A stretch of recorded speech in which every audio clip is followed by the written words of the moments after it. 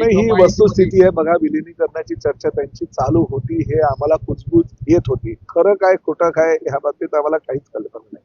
परंतु ह्या बाबतीत शरद पवार साहेब सातत्यानं सांगतायत की विलिनीकरण होत होतं. जे शरद पवार पूर्वी सांगायचे नाही तशी चर्चा नाही, परंतु तेच आता अजितदादांच्या अकाली झालेल्या मृत्यूनंतर बोलायला लागलेले आहेत. म्हणजे काहीतरी त्यामध्ये तथ्य असेल.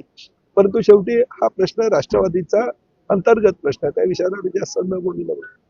नाही, ही वस्तुस्थिती आहे. बघा, विलिनीकरणाची चर्चा त्यांची चालू होती, हे आम्हाला कुजबूज येत होती. खरं काय खोटं काय ह्या बाबतीत आम्हाला काहीच कल्पना नाही.